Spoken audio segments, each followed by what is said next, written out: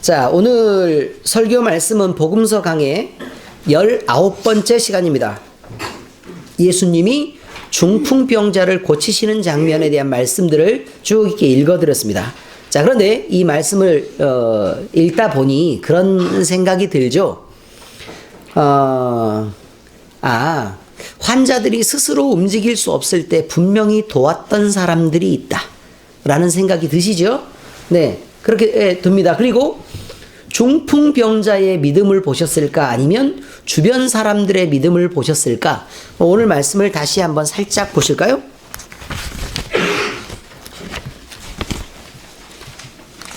자, 누구의 믿음을 받다고 나와 있는지, 중풍병자의 믿음인지 아니면 주변 사람의 믿음인지, 자, 이걸 단수형으로 쓰였는지 복수형으로 쓰였는지 그걸 보시면 아시죠? 네, 자, 5절이 있습니다. 예수께서 누구의 믿음을 보시고라고 되어 있죠? 그들의 믿음을 보셨다 라고 되어 있습니다. 그들의 믿음을 보셨다. 중풍병자예요? 아니에요? 중풍병자를 포함하고 있을지도 모르지만 어쨌든 중풍병자 한 사람에 대한 이야기가 아니라는 것을 얘기하고 있습니다. 그들의 믿음을 보셨으니까요. 자, 그러면 그들이 누구일까? 다시 쭉 위로 올라가서요. 3절에 있습니다. 사람들이 한 중풍병자를 네 사람에게 메워가지고 예수에게로 왔다. 이렇게 되어 있습니다. 그렇죠? 자, 그러면 이 일을 몇 명이 도모하고 몇 명이 참여했을까라는 것은 그러면 총 인원이 몇 명쯤 될까요? 5명이요? 아니에요. 틀렸어요. 몇 명이요? 그렇죠. 자, 보세요. 잘 들어보시면 돼요. 일단 중풍병자 등장인물 누가 있다고요? 중풍병자 1명. 그 다음에 여러분들은 침상째 메고 온 그 네 사람에게 지금 현재 주목하고 있는데, 일단 침상을 메고 왔던 사람 몇 명이요? 4명. 그런데 뭐라고 돼 있는 거냐면 사람들이 한 중풍병자를 4사람에게 메워가지고 예수께로 올세. 그러면 중풍병자 한 사람을 메기 위해 4명의 짐꾼이 있었고, 그 다음에 사람들이 그것들을 주도했다라고 얘기하고 있으니까 훨씬 더 많은 사람이 이 일에 참여하고 있었다. 성경은 그렇게 얘기하고 있습니다. 아시겠죠? 네, 그리고 예수님은 5절에 보니까 그들의 믿음을 보시고 이르시되, 중풍병자에게 이르시되 작은 자야 내 죄사함을 받았느니라 라고 지금 선포하고 계신단 말이죠. 됐죠? 네. 자, 그러면 이렇게 벌어진 일들에 대한 것에 대한 전체적인 성경 말씀에 대한 여러 가지 개관과 그 다음에 여기서 볼 말씀들은 어떤 게 있을 것인가, 이런 거죠. 자, 사실 예수님은 갈릴리 가버나움에서 질병도 치료하시고 말씀도 선포하고 계셨습니다. 그런데 시간이 점점 흘러가죠. 그러니까 그 사역의 소문이 많은 사람에게 퍼지지 않을 수가 없었겠죠. 그래서 쭉 다 퍼지고 있었습니다. 그런데 예수님의 소식을 들은 많은 사람들 중에는 아픈 사람도 있고 병든 사람도 있고, 병든 사람이 아픈 건가요?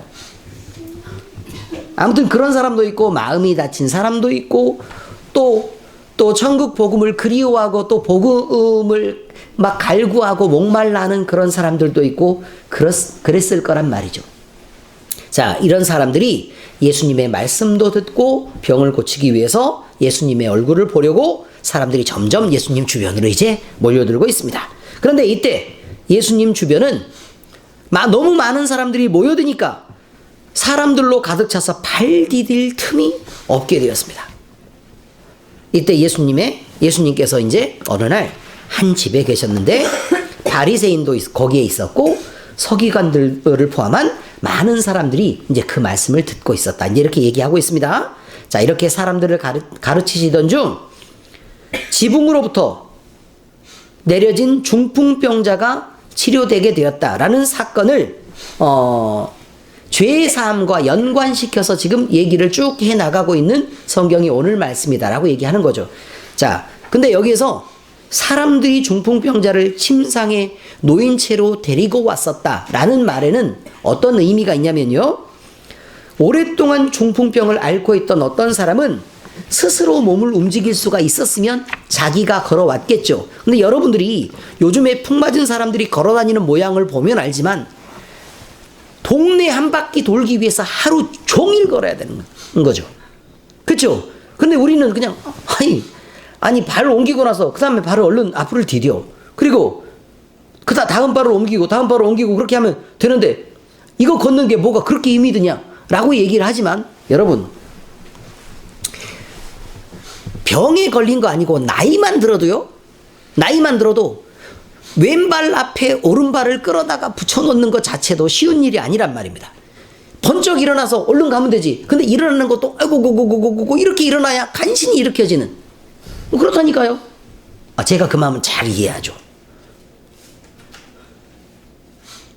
어쨌든 그렇습니다. 예전 같지 않아가지고 하는 얘기예요. 자, 그런데 중풍병에 걸린 사람은 어쨌든 이 사람은 자기가 자기 몸을 스스로 움직일 수 없을만 하니까 웬만하면 사람들이 부축하거나 손을 잡아서 데리고 와도 되는데 그렇게 데리고 올 수 없으니까 이 사람을 침상에 눕혀야 했고 침상째 4명이나 메고 와야 되는 상황에 있었다. 그러니까 굉장히 심한 편에 속했다라고 지금 얘기를 하고 있었습니다. 이 중풍병 걸린 사람은 병을 고쳐주시는 예수님에 대한 소문은 분명히 듣긴 들었어요. 마음이 간절했겠죠. 나 이 병 좀 낫고 싶다. 이렇게.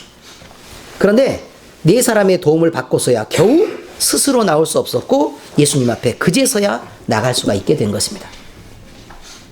이 4사람은 예수님이 머물고 계신 집에 너무 많은 사람들이 한꺼번에 밀집해 있고 서로 조금 가까이 가려고 우리 교회만 봐도 그렇잖아요. 주님 앞에 나가려고 그렇게 애를 쓰고 그렇게들 노력하는데 예수님이 직접 있다. 그러면 양보할 수가 있겠습니까? 그 옆자리를? 없겠죠. 다른 건 다 몰라도 어떻게 예수님을 양보하겠습니까? 말이 안 되죠. 그래서 예수님께 도저히 접근할 수가 없었습니다. 그러자 그런데 그들은 먼 길 왔는데 도저히 들어갈 수가 없네. 야 가자 라고 하지 않았습니다. 쉽게 포기하지 않았습니다. 마치 이 열심이 대단해서 이들은 집 밖으로 환자를 이제 집 밖에서 이렇게 끌어내고 그 다음에 어떤 방식이 됐든 주로 이제 그 이스라엘에 있는 집들은 계단이 있으니까요. 계단을 통해서 그 집 위로 이렇게 올라갈 수 있습니다. 자, 올라갔죠. 그리고 여러 가지 그 진흙이나 아니면 나뭇가지 같은 걸 엮어가지고 이렇게 발라가지고 주로 지붕들을 만들거든요. 이것들을 조심스럽게 뜯어내기 시작합니다.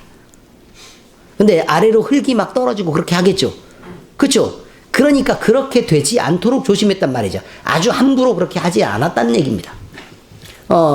그 다음 질붕의 일부를 뜯어내고 구멍을 만들어서 환자를 예수님 앞으로 달아내리게 됩니다. 자, 그런데 여러분, 지붕을 밟고서 지붕을 뜯어내야 되죠. 그럼 지붕의 두께가 얇겠습니까? 두껍겠습니까?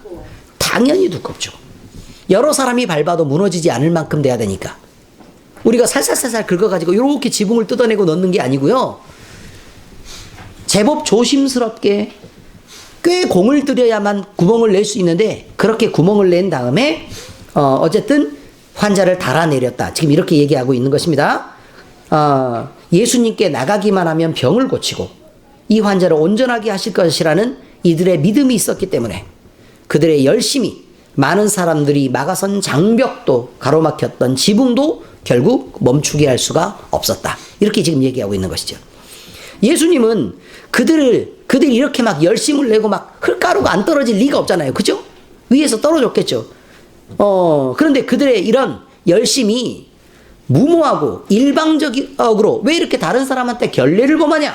라고 그렇게 꾸중하지 않았습니다. 오히려 저희들의 믿음을 보시고 죄사함을 선포하며 앓고 있던 중풍병 환자를 치료해 주신 것입니다. 이 죄사함은 예수님의 단 한 번의 선포로 완벽하게 이루어집니다. 또한 그 결과는 선포된 그 순간을 기준으로 그 효력이 영원히 계속되는 것입니다.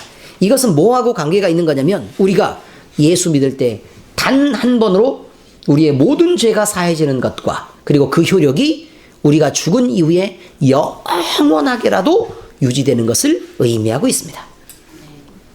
예수님은 이렇게 자신이 죄를 사하는 권세가 있는 참 하나님인 것을 선포하셨던 것입니다. 자, 둘째, 예수님께서 중풍병자에게 죄 사함을 선포하시자 서기관과 바리새인들이 어쨌든 다른 태도를 취하고 있는 것을 알 수 있습니다. 서기관들이 마음속에 그런 생각을 갖죠. 이건 신성모독이다. 어떻게 참남하게 하나님이 할 수 있는 죄 사함을 사람이 어떻게 저렇게 할 수 있느냐. 그럼 결국 예수님이 죄 사함을 선포했다는 건 예수님이 누구란 뜻이 돼요? 그렇죠. 하나님이란 뜻이 된 거예요. 그래서 예수님은 그 사람들이 그렇게 생각하는 것을 보고 그 마음을 읽었습니다. 그리고 예수님이 뭐라고 말씀하셨죠? 병은 고칠 수 있을 것이나 죄를 사하는 권세는 아무에게 있는 거 아닌 줄 나도 안다 이 사람아. 그런데 내가 죄를 사한다니까? 라고 얘기한단 말이죠. 말은 그렇습니다. 그러니까 결국은 무슨 의미냐면 나는 하나님인데 너희를 위해 지금 이렇게 온 거 아니냐. 너희의 죄를 사하고 너희의 병을 고치려고. 그 자리에 함께 있던 서기관들은 예수님의 죄사함을 선포하시자 하나님을 모독하는 참남한 말을 한 것이라고 생각합니다.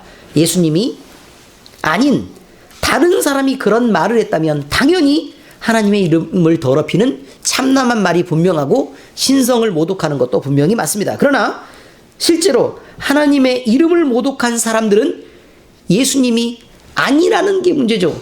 그러면 결국은 그 마음에 품은 것이요. 둘 중에 누군가는 틀렸으니까. 맞죠? 둘 중에 누군가는 틀린 거잖아요. 예수님이 틀렸거나 아니면 서기관이 틀렸거나. 그렇죠? 그런데 만약에 예수님이 사람이었다면 참남한 말을 한 게 맞단 말입니다. 함부로 죄를 사한다고 얘기했으니까 그렇게 맞고 그 다음에 만약에 예수님이 옳다면 서기관들이 하나님이 아니라고 생각했으니까 그 사람들이 틀렸다는 얘기죠. 네. 그래서 결국 예수님이 하나님이신 것을 우리는 분명히 아니까 누가 틀린 거죠? 서기관들이 틀렸어요. 하나님을 보고도 하나님이 아니라 그러고 자기 마음대로 하나님을 판단했으니 결국 신성을 모독한 건 누구가 됐죠? 서기관들이 되었다. 이렇게 얘기합니다. 하나님이시며 육신을 입고 이 땅에 오신 예수님을 보고도 보지 못했고 들어도 듣지 못했고 직접 보여주어도 알지 못해서 그분을 인정하지 못했기 때문에 하나님의 신성을 분명히 모독한 것이 된 것입니다. 자, 다음 구절에 예수님은 중풍병을 치료하는 장면이 나오고요. 죄 사함의 선포가 자 이제 그 결과로 나타난 것을 보여줍니다.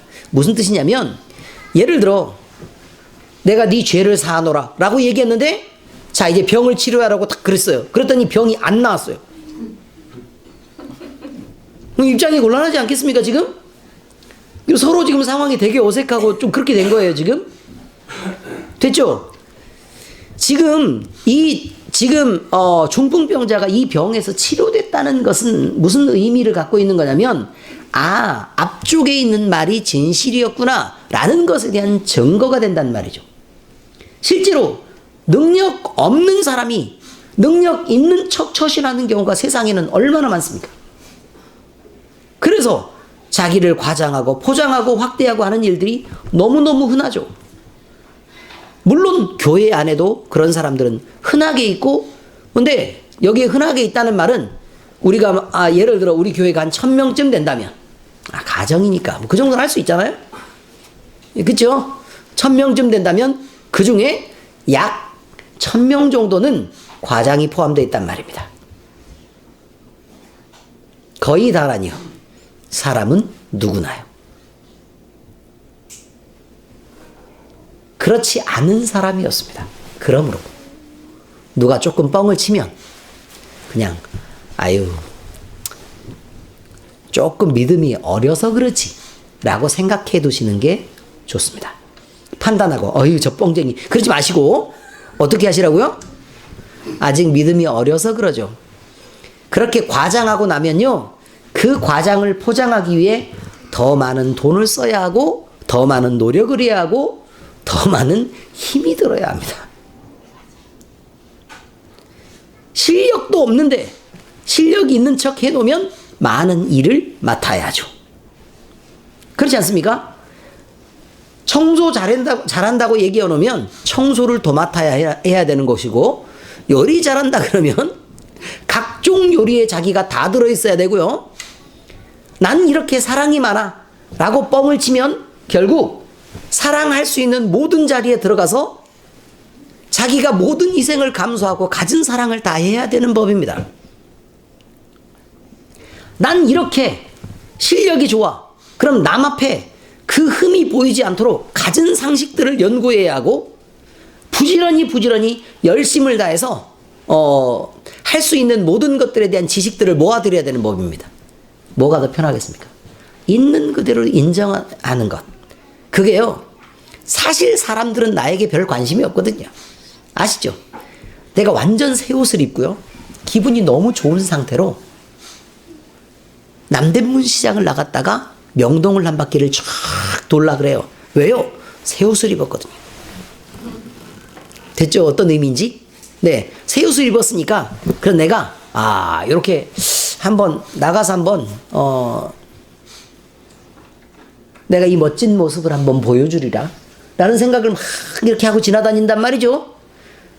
그렇게 한 바퀴를 쫙 돌고 와서 기분이 뿌듯해가지고 옷을 입고 그렇게 쇼핑을 하고 한 바퀴 돌고 왔더니 기분이 너무 개운하고 좋아요 라고 얘기했지만, 여러분이 지나간 어떤 길에도 여러분이 세수를 했는지 안 했는지도 모르고, 무슨 옷을 사 입었는지, 아니면 신발을 빨고 다니는지 안 빨고 다니는지 관심이 전혀 없단 말입니다. 여러분이 눈곱이 꼈는지 안 꼈는지를 몰라요. 죄송하지만 여러분이 새 옷을 아예 좋게 입고 다니는 것과 여러분이 추리닝을 입고 슬리퍼를 끌고 다니는 것, 이 차이를 다른 사람은 모른단 말이에요.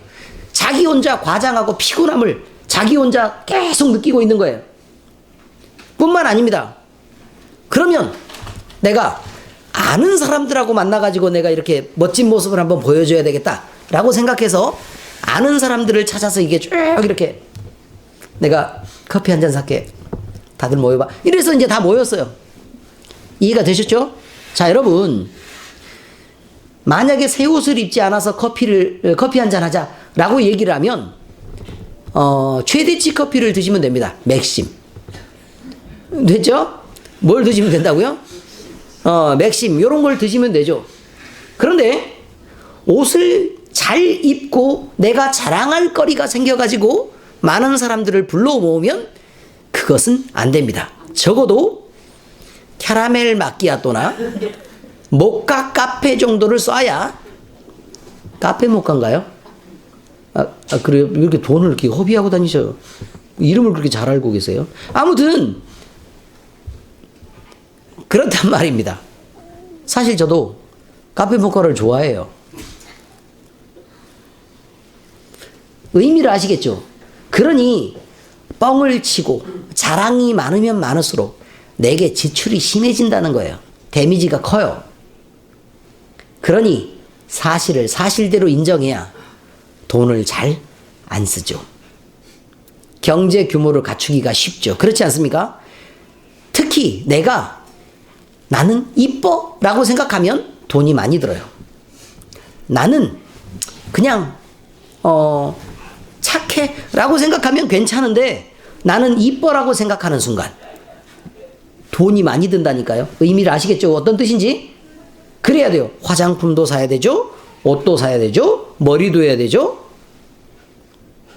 눈썹 문신도 해야 되죠. 장난 아니란 말입니다. 그런 것들은 굉장히 중요한 거예요. 내가 과장하고 포장하지 않는 것으로 하나님 앞에 있는 그대로를 드러내는 것. 그리고 여러분이 조심해야 될 건, 혹시나 여러분들은 사실대로 얘기해도 남들이 나를 확대해서 생각을 해준다면 그거는 여러분들에게 짐으로 남는다는 사실을 알고 계셔야 돼요. 마음에 부담이 남아요. 왜냐면 그 사람이 나를 막 이렇게 이상하게 좋게 생각하죠. 그러면 빨리 진실을 얘기해야 돼요. 아니에요. 그거 아니고 나는 이런 상태예요. 라고 얼른 얘기를 해봐야 편하지. 대단해요. 막 이런데 가만히 냅두면 나중에 또 그 사람이 생각하는 걸 무너뜨리지 않기 위해 또 거짓말하게 된다니까요. 아시겠죠? 중요한 거예요, 그런 것들이. 문제는 내가 또 제법 쓸 수 있는 돈이 있으면 괜찮은데 하필 한 2,000원쯤 있는데 어휴 요즘 그렇게 잘 나가신다면서요 하고 인사하는 사람이 있단 말이에요. 그럼 바쁜 척 해야 되지 않겠습니까? 아셔야 됩니다. 예수님은 여러 가지 의문들을 품고 있는 서기관들에 대해서 모두 다 알고 계셨습니다. 그리고 죄사함이 있는 그 권세를 사실은 예수님 자신이 드러내셨죠. 예수님은 과장된 게 아닙니다. 사실이죠. 그 사실 자체를 분명하게 드러내기 위해 죄사함을 선포한 것뿐만 아니라 그렇게 불가능했던 중풍병을 완벽하게 치료해 버리신 것입니다. 이렇듯 예수님의 치료는 육신 문제에만 국한된 것이 아니었습니다. 예수님은 몸과 함께 그의 다쳤던 마음도 치료하셨고 영적인 문제, 죄의 문제까지도 완벽하게 치료하셨다는 뜻이 됩니다. 이제 중풍병자는 네 사람의 도움을 받고 많은 사람들의 성원을 힘입어서 예수님 앞으로 나오게 되었지만 침상째 실려왔던 이 사람은 예수님을 만나고 그의 문제를 해결받자 결국 자기의 다리로 자기의 힘으로 완전한 건강을 얻은 모습으로 결국 예수님에게서 떠나서 자기의 원래 자리로 돌아가게 되었다. 이렇게 성경이 오늘 얘기하고 있는 것입니다. 자, 이 말씀들은 과연 우리의 삶에서 어떤 것들에 대한 것들에 도움을 과연 줄 수 있느냐 이런 거죠. 자, 첫 번째는요. 우리가 봐야 될 시각에 대한 문제가 있습니다. 예수님의 기적 뒤에는 이웃의 문제를 내 일처럼 생각하며 도운 사람들과 그리고 침상을 맸던 네 사람이 있었습니다. 중풍병에 걸린 사람은 스스로 먼 길을 다닐 수 없다 그랬죠. 그래서 치유받기를 원한다고 언제나 그 앞에 나갈 수 있는 게 아니라 그랬습니다. 이 이웃들은 심한 뇌졸중 상태에 있어서 침상째에 옮겨야 했던 친구를 위해서 희생을 마다하지 않았습니다. 사막길을 환자를 메고 4명이 보조를 맞춰서 걷는다는 것은 쉬운 일이 아닙니다. 조심스럽고 그 수고스러운 길을 마다하지 않았습니다. 그리고 이미 사람들로 가득 차 있어서 집 내부로 들어갈 수 없어서 지붕으로 올라가야 했고 그 지붕을 뜯어내야 했고 또 조심스럽게 다치지 않게 달아내려야 했습니다. 어려운 일이죠. 이런 이들의 수고로움을 스스로 감수하는 것들을 우리가 볼 때 이들은 중풍병에 걸린 친구를 꽤나 많이 사랑했던 사람들로 보인단 말입니다. 그래서 이들은 병에 걸린 그가 예수님께 치유를 받도록 하기 위해 자신들이 할 수 있는 최선을 다했습니다. 이웃이란 또 친구란 이런 것입니다. 근데 이와는 반대로 그 반대의 경우가 성경에 나와 있는 경우가 있는데 요한복음 5장 1절에서 8절에 보면 베데스다라는 연못이 있다는 것을 여러분들이 들어보신 적 있죠?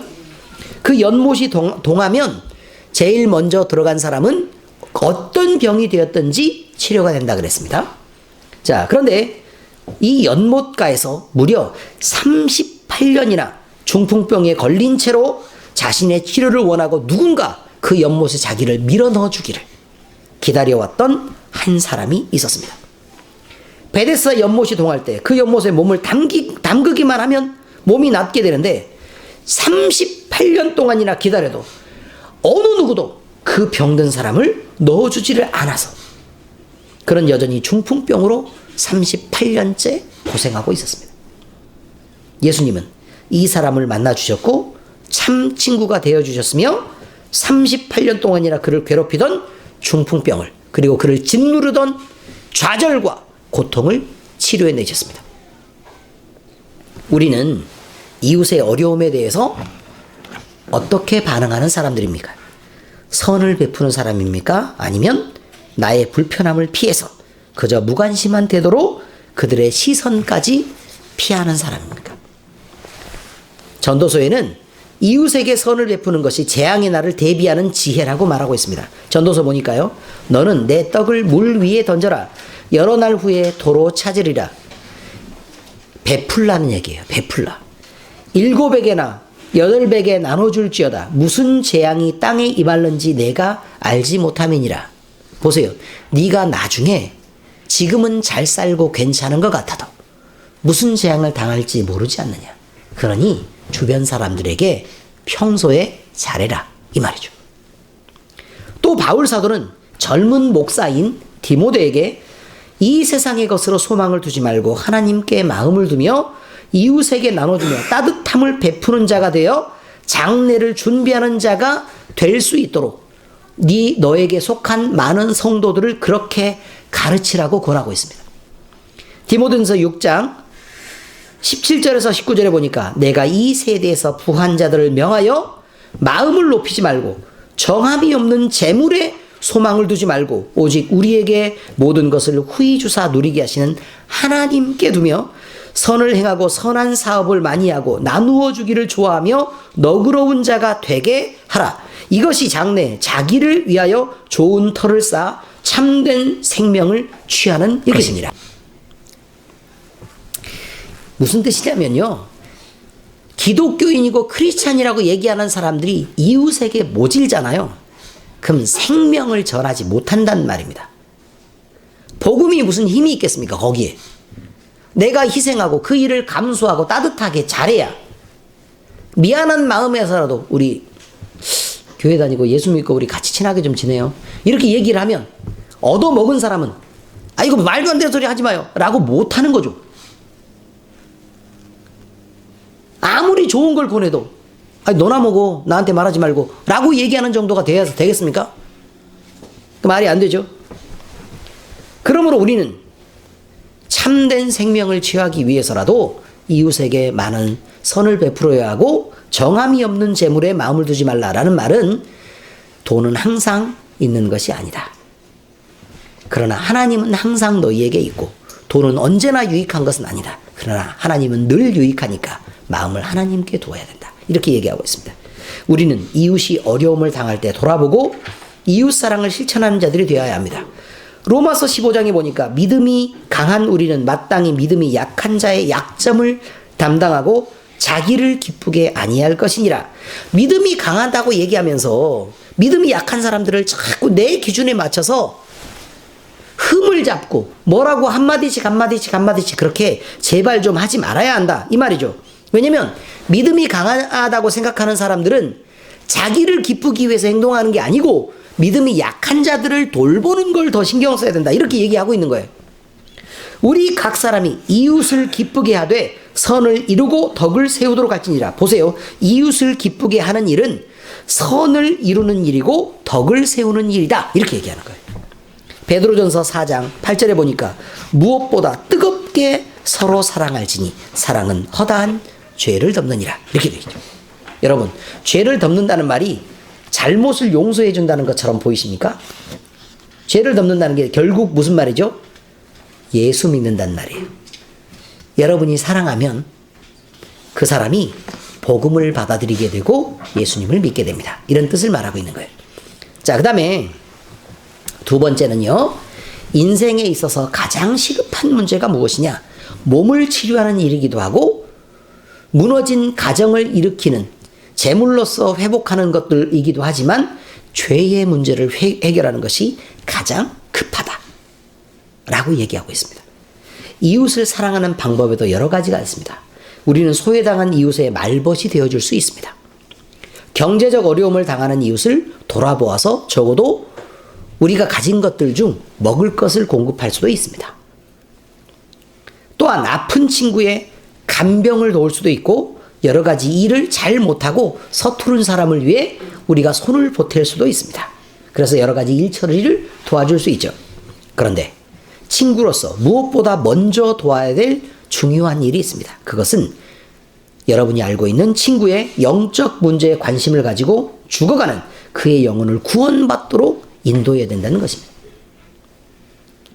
예수님은 중풍병자에게 내 병이 나았다라고 먼저 말씀하지 않았습니다.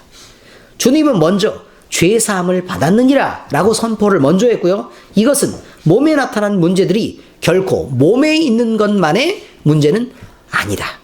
네 몸에 있는 그 껍데기만의 문제가 아니다라고 얘기하고 있는 것입니다. 하나님을 떠난 인간은 죄 속에서 헤매며 범죄와 죄악으로 인한 영적 상처와 짓눌림에 의해서 질병에 시달리고 있습니다. 시편 107편에 보니까요. 미련한 자들은 그들의 죄악의 길을 따르고 그들의 악을 범하기 때문에 고난을 받게 된다. 이렇게 되어 있죠. 성경에는 인간의 질병을 때로 불순종으로 하나님을 떠난 인간이 받아야 하는 범죄의 결과라고 또 밝히고 있습니다. 신명기에 보니까요. 내가 악을 행하여 그를 잊었으므로 내 손으로 하는 모든 일에 여호와께서 저주와 혼란과 책망을 내리사 망하며 속히 파멸하게 하실 것이며, 이게 무슨 말이냐면 여러분이 경제적으로 어려운 것은 하나님 앞에 그동안 악을 행해왔던 그 전의 시간이 있었기 때문이다. 이렇게 얘기하고 있습니다. 그러니 그 저주가 임했고 혼란해서 중심을 잡을 수도 없고, 그 다음에 너는 왜 이렇게 잘못했어? 라고 혼내는 일을 당하고 있어. 그래서 속히 파멸에 이르게 된다. 이렇게 되어 있습니다. 근데 그것이 결과는 아닙니다. 하나님의 손이 있으니까 맞아도 하나님과 함께 있는 것입니다. 여호와께서 내 몸에 연병이 들게 하사 내가 들어가 차지할 땅에서 마침내 너를 멸하실 것이며. 보세요. 병 들었죠? 뭐 때문에 그렇다고요? 네가 악을 행하고 그를 잊었으므로. 이렇게 되어 있어요. 악을 행하고 그를 잊었으므로 여호와께서 폐병과 열병과 염증과 학질과 한재와 풍재와 썩는 재앙으로 너를 치시리니 이 재앙들이 너를 따라서 너를 진멸하게 할 것이라. 나를 따라다닌다 그 말이에요. 하나님께로 돌아가는 것은 병의 근본을 다스리는 일이 됩니다. 그 근본을 치료하지 않는 한 사람은 끊임없이 육체와 영혼의 질병과 그 짓눌림에 시달려야 하고 결국은 죽음에 이를 수밖에 없는 것입니다.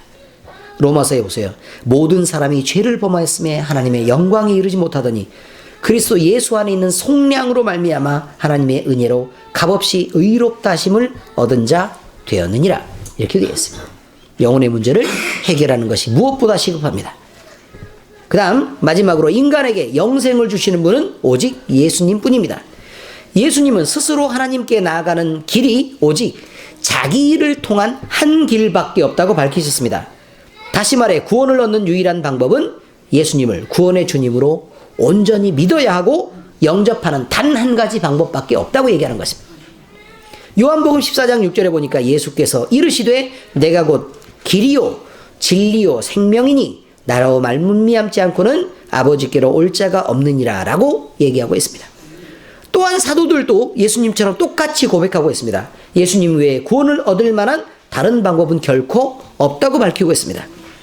사도행전에 보니까 다른 이로서는 구원을 받을 수 없나니 천하 사람 중에 구원을 받을 만한 다른 이름을 우리에게 주신 일이 없음이라 하였더라. 여러분, 그러므로 예수님을 믿지 않는 누구라도 구원을 받을 수는 없습니다.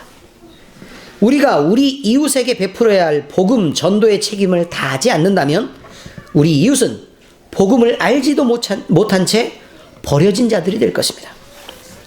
그 결과에 대한 책임이 우리와 결코 무관한 것이 아닙니다. 우리 주변의 이웃은 우리의 가족으로 있기도 합니다. 때로는 내 남편으로, 때로는 내 아내로, 때로는 부모로, 때로는 자녀로, 때로는 주변에 아는 사람으로, 때로는 시누이로 이렇게 존재하고 있습니다.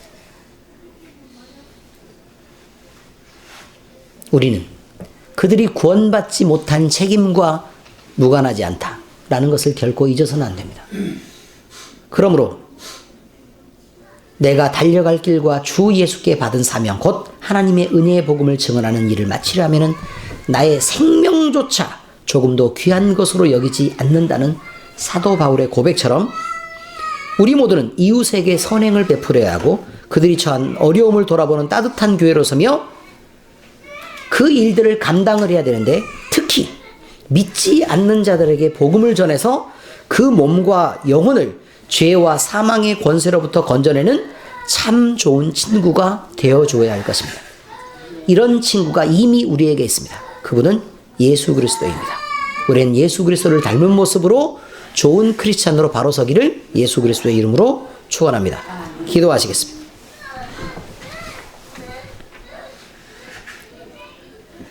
하나님 아버지, 우리가 살아가는 주변에는 우리의 도움을 필요로 하는 이들이 많이 있습니다.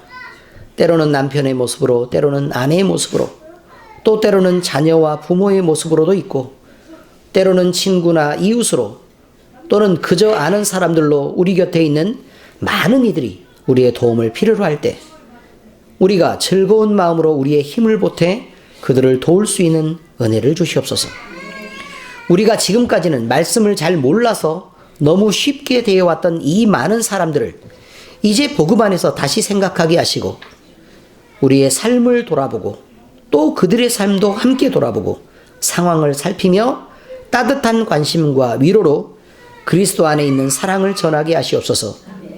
또한 우리가 가진 예수 그리스도의 복음을 담대하게 전해서 그들의 생명을 살리는 일을 돌아보게 하시고 죄와 매임 가운데 고통받는 이들에게 자유의 복음을 선포하게 하시옵소서. 이 모든 일이 가능하도록 우리로 성령 충만하게 하시옵소서.